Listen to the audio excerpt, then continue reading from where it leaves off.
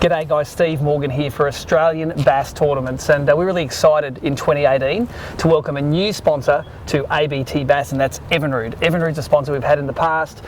We've seen Evinrude evolve from the old style motors into the Gen 1 E-Tex, and now in the last few years into the Gen 2 E-Tex. I've got one of the greatest fans of Gen 2 E-Tex here, Ross Cannizzaro. Ross runs a Bass Cat here with a 150 G2 on it with all of the fruit, and we're going to go for a ride in it this afternoon. But Ross, there are a few points to me, having ridden in a few G2s, that make them a really suitable boat for bass boats and for bass fishing. The first to me is that mid-range torque. So can you explain to the guys, I know you have to get into the boat to feel it, but what are the advantages of such a torque curve which delivers that horsepower way down the rev range? Well, biggest advantage, like you said, with the torque curve is that when you're in a situation when you need the power instantaneously, even if it's at a low point in the rev range or a high point in the rev range, the beauty about these things is you've got power at your foot all the way through it. From 2,000 all the way to 5,000 RPM, you'll always have that kickback, and you'll feel it in the seat too. It really kicks you back. It's unbelievable. One of the biggest purposes of having a good torque range as well is when you're in those situations where it's really rough and you're knocking over the top of waves and you're coming back down, you need to power through everything. Having that on the back of your boat definitely helps out in those situations. Now, the other thing that I love about these motors, a lot of them come with the integrated power steering on them, and it's great technology. It makes the wheel really light. Explain how that goes on the water. Yeah, well, at the moment I've got the small block off-spray motor, so I've actually elected to have the standard midsection put on this boat. Yep. So I run a standard C-Star hydraulic steering, which every other guy would run on a standard outboard motor. Yep. My previous boat, which had the big block motor, the big block G2 300, I had the integrated power steering, and I tell you, it was an absolute breeze. There's a few other guys that run them on the circuit, and they say they would never switch it off because it is very nice. It's really free on the hand. The only thing is I could say is it takes a little bit extra to drive it on top, but we're talking at speeds that are over 70 mile an hour. But under that, it's a breeze. Now that's a great option with the G2, isn't it? The fact that if you've got an existing G1 Evinrude and it's got hydraulic steering and the standard kit with the Evinrude gauges, you can just plug in a G2. You don't have to have that expensive option. You can choose to repower for cheap, or you can get the one with all the fruit. Absolutely, yeah. You could probably sell it on eBay, make yourself a couple of grand. Thirdly, there's a lot of myths going around at the moment that two-strokes are going to be banned, and Evinrude has definitely gone down the two-stroke pathway.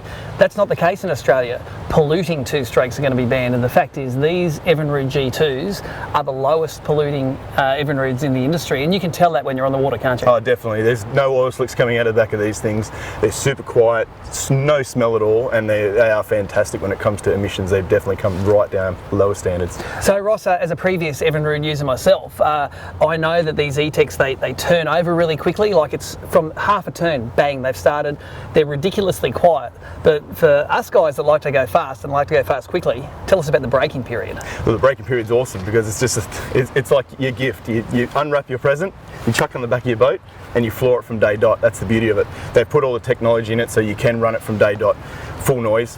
The other beauty about it, like you say, how smooth they are, even shifting in and out of gear. You know, they've really come ahead with all the technology involved in that engine. There's a lot of tech involved in there. And the other thing too is that they are super smooth. Starts at first, always, every time, and even cold starts. You don't have to worry about turning them over. They start every time, first time.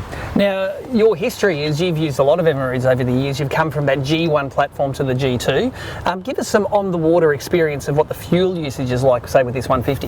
Yeah, well, I do a lot of my fishing on the Hawkesbury River, and that's quite a big system. Most of my fishing's up near the brackish water, where it turns from salt to fresh. So that's probably, from our takeoff point in the ABT, we're looking at about close to 45 to 50 kilometres either way. I had a previous boat which was very similar to this, with a small block G1 150. I used to get back in the Pittwater boat ramp, and I swear it would have conked out as I put it on the trailer. On fumes. Absolutely. With this thing here, I reckon I'd still have about $50 worth of fuel still left in the boat after all those running. So it's significantly better on the fuel. It is huge, huge. Now, as a bass angler, and you had a cracking year in the bass last year, you won several events. This year, Evinrude have got a bonus for the bass anglers. The highest paced Evinrude in every ABT bass events gets $250. Great to see Evinrude kicking back into the sport. Absolutely, it's good to see them backing our sport, which we absolutely love. And you know, it gives the guys a bit of an incentive to do well as well. So I was quite lucky on the first round to get my first $250 check, and it was a bit of a bonus. us straight to the missus. She was down the shops. And to get you those fun tickets for next time you go out. Look, you've got this this Evinrude 150 set up on one of the Bass Cat Sabres, one of the smaller boats in their range. That doesn't mean that it's light on performance. Let's put this thing on the water and see exactly how she goes.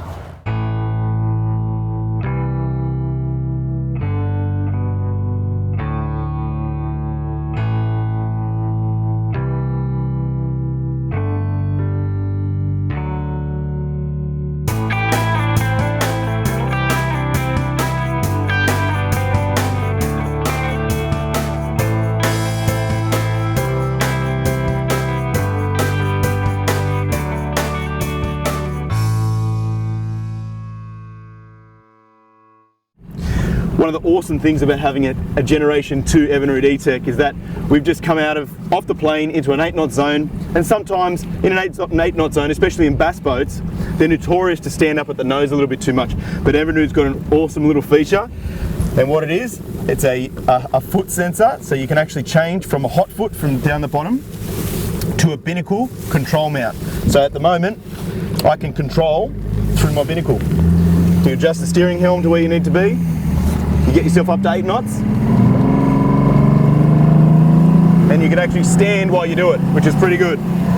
It also gives you really good vision at the front, which is a safety feature. So it's definitely an awesome little feature that I use heaps.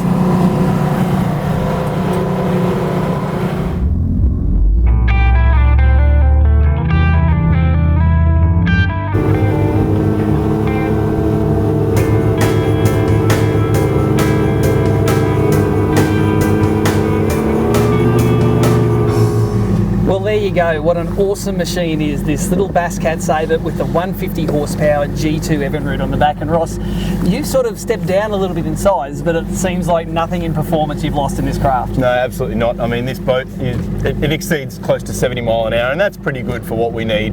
But mainly, it's about the fuel efficiency, and to market something, I think that small block G2 is definitely the way to go for a young guy that wants to get in the sport. Definitely go that way.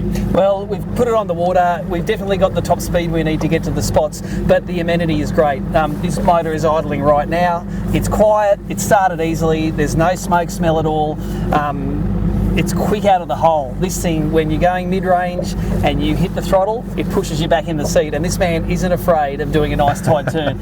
It keeps that torque up. Normally when you pull into a corner and you trim it down a little bit, the engine revs struggle to keep up with that, but this thing, there is abundant thrust, it can push you out of the corner, and if it doesn't ventilate, man, it's like riding a roller coaster. It definitely doesn't lag. Having that mid-range power helps you in those tight cornering situations. So if you're in the market for a boat that goes fast, make sure you check out these Evinrude G2s when it comes to power. They support the sport that you love, and I tell you what, I love being in them. They're fast.